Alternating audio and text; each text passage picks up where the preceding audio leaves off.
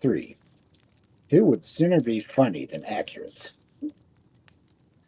According to the author of The Truth About Arkansas, 1895, probably in about no other state are there so many misconceptions and so many inaccurate ideas about Arkansas.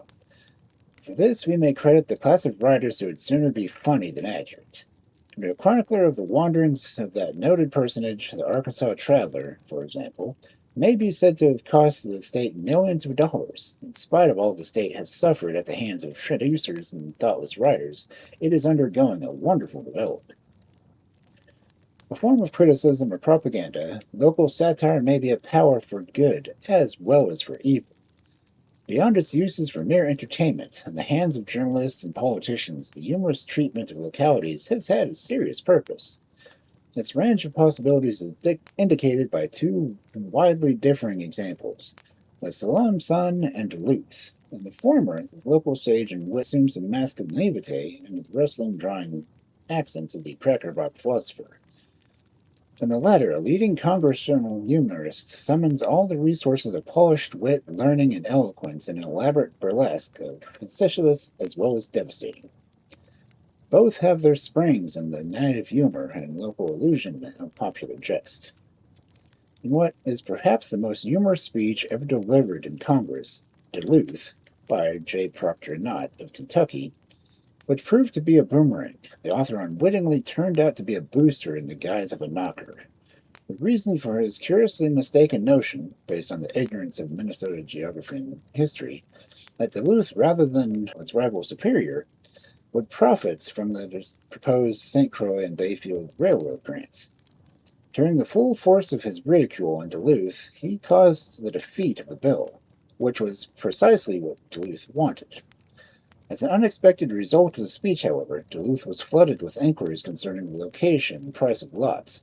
A grateful real estate dealer sent Knott very handsome photographs of the city and an invitation to accept his hospitality, which he did in 1890.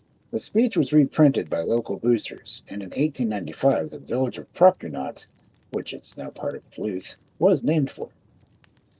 Thus, not only the speech itself, which is mined out at the level of boasting and knocking, but the ironic sequel, which was a good joke on Knott, constitutes an amusing chapter in the history of American humor and floating literature. Proceeding on the theory that every knock's a boost, Dick Wickhall, 1877 to 1926, of Salem, rhymes with home, Arizona, population 100, put the town and himself on the map by playing the role of Soam's best friend and severest critic. Homesteading, ranching, and mining had given him an intimate knowledge of the region. As postmaster, garage owner, and editor and publisher of the one-man single-sheet mimeograph newspaper, the Salem Sun, issued monthly beginning January 1921, he combed civic responsibility and business with literature. His puns, whoppers, wisecracks, often in rhymed prose, are in the Bigville Bugle tradition of the comic country newspaper.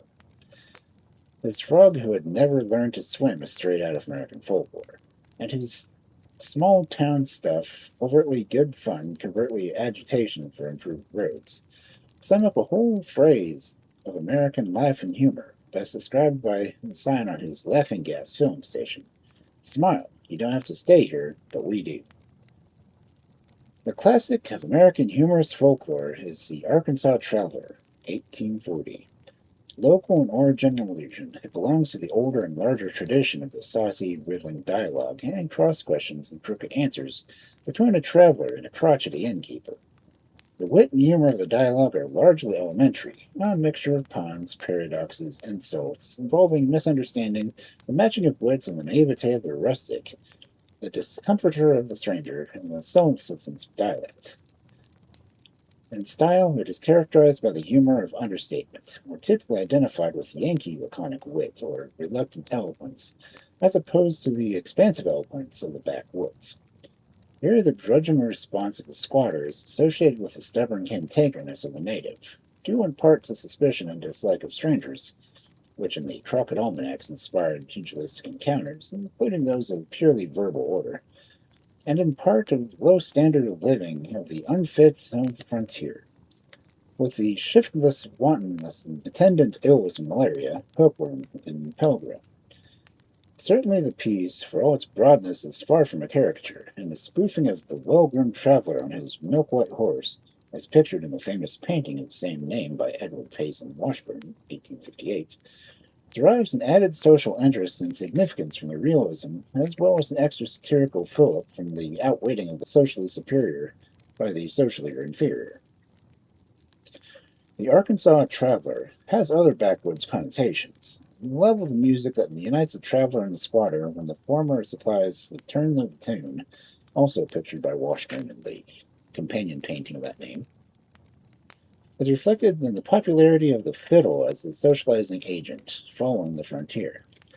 Again, the character of the squatter may be a reflection of the dislike and contempt in which the yeomanry has felt for the poor white, as signified in such derogatory nicknames as poor white trash, no account po buckra, peckerwood, mean whites, low-downers, sandhillers, piney wood tackies, hillbillies, dirt eaters, and clay eaters. Something, too, of the conservative distrust of the pioneer and the coonskin democracy enters with the treatment of backwoods hospitality, which is here taken off as somewhat less spontaneous and generous as the usually represented in backwoods sketches and travel accounts. The dialogue is not only a piece of folk humor, it is also a popular entertainment. Essentially a folk drama, it is known to have been acted out by the Wagoneers in at least one tavern barroom at Salem, Ohio, and has inspired a play, Kit, the Arkansas Traveler, besides being used in plays like Paul Green's Saturday Night for folklore color. As a recitation with or without music, it is circulated in songbooks and joke books, to many of which it has been given its name. The tune itself, first printed in 1847, rivals Turkey in the Straw, Zipcoon, as the liveliest and most popular of American fiddle tunes. Apart from its local color interests, the Arkansas Traveler remains one of the most American of folklore themes, in both the symbolism, that is, the backwoods, defined as a state of society where rusticity reigns supreme, and its form, that of a question and answer frame dialogue which has attracted to itself a number of typically rural jokes. No less vigorous, if more scurrilous, is that the other Arkansas classic, Change the Name of Arkansas? Hell no, a mythical speech which takes off the fulminating rhetoric of backward legislatures. Though the unprintable version smacks more than the smoking car in the halls of state, it represents the less seemingly side of tall talk, which in another version has been cleaned up with the aid of passages lifted from the raftsman talk in Mark Twain's Life on the Mississippi. In the role of inquiring traveler, American humorists have developed a type of humorous travelogue, which has been made popular by joke books and has served as a vehicle for monologists and lecturers. Its origin may be traced, on the one hand, to serious and imagery travel literature, and, on the other, to the humorous travel and local color sketch of the almanac variety.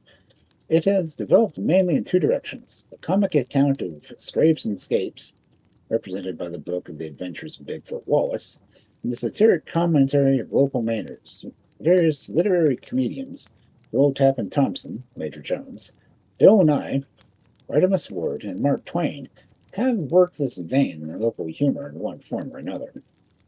On the popular or quasi-folk level, it is almost pure vaudeville, rapid-fire, surefire stuff, interspersing wisecracks with gags and puns. Thomas W. Jackson's On a Slow Train Through Arkansas, 1903, has had many imitators, including a dozen or so joke books on the same pattern of Jackson himself. On a more sophisticated level, it has produced hick baiting and Babbitt baiting Americana, and the American Mercury type. The inquiring traveler with his jibes at local fads, freaks, and follies is one of the many incarnations of the crackerbox philosopher, providing material for a comic society of the United States of America.